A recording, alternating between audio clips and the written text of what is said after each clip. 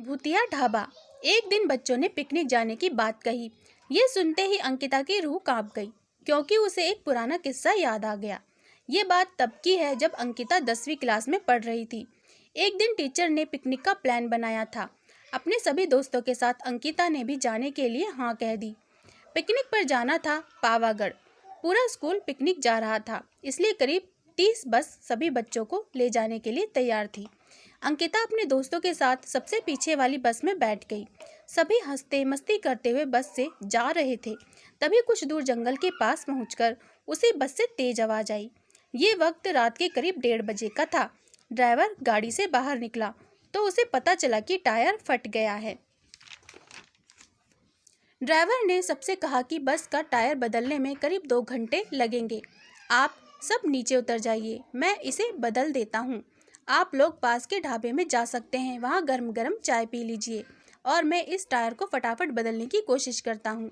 Driver की बात सुनकर सभी बस से उतर गए और पैदल चलते हुए पास के ढाबे में पहुँचे। वहाँ पर एक बूढ़ा व्यक्ति चाय बना रहा था। इतनी रात को ढाबा खुला हुआ और किसी इंसान को चाय बनाते देख सबको हैरानी हुई। उस बूढ़े इंसान ने कहा, आप सब चाय पी लीजिए, यहाँ अक्सर लोगों की गाड़ी खराब हो जाती है, इसलिए मैं भी अपना ढाबा हरदम खुला रखता हूँ। आप जैसे राहगीरों को कुछ मदद हो जाती है। उनकी बात सुनकर सबने चाय का ऑर्डर दे दिया। उन्होंने कुछ ही देर में सबके लिए चाय बनाकर मेज पर रख दी। चाय पीते हुए अंकिता की आंखें एकदम ढाबे की छत की तरफ गई। वहां अंकिता ने एक औरत को सफेद रंग की साड़ी में खुले बाल लहराते हुए देखा। कुछ देर बाद वो जोर जोर से हंसने लगी। भले ही हंसने की आवाज़ किसी को सुनाई नहीं दे रही थी, लेकिन अंकिता ने उसे मुंह खोलकर हंसते हुए देखा था। ये सब देखकर अंकिता ने डर के मारे आंखें नीचे झुका ली। कांपते हुए किसी तरह से अंकिता ने चाय दोबारा पीना शुरू ही किया था कि उसी वक्त जोर जोर से किसी के चिल्लाने की आवाज़ जंगल की ओर से आई। ढाबे में बैठे हुए सभी बच्चे और टीचर उस आवाज़ को सुनकर डर गए। सबको डरा हुआ देखकर उस बूढ़े इंसान ने कहा कि मैं देखकर आता हूँ क्या हुआ है, आप लोग यहीं बैठे रहो। इतना कहकर वो आवाज़ की तरफ बढ़ गया। तभी एक लड़की को खून की उल्टी लगातार होने लगी। उसको देखकर सबकी हालत और ख़राब हो गई। उसी समय एक टीचर ने कहा कि तुम सब आग जलाओ और उसके बगल में बैठ जाओ। सबने मिलकर आग जलाई और गोल घेरा करके बैठ गए।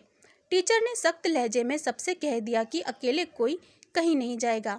वैसे भी सब इतना डरे हुए थे कि अकेले कहीं जाने की हिम्मत हो ही नहीं रही थी।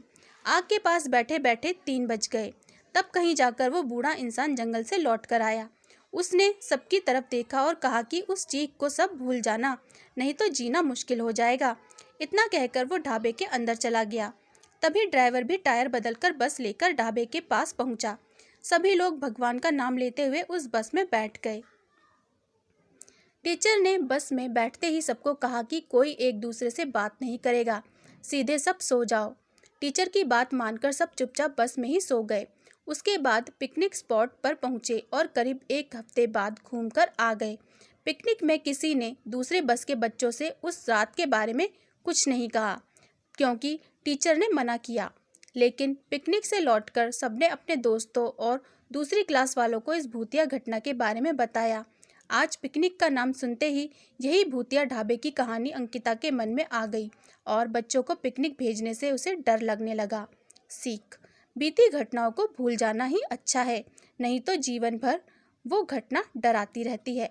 कहानी पसंद आई हो तो प्लीज़ चैनल को लाइक सब्सक्राइब ज़रूर करें। धन्यवाद।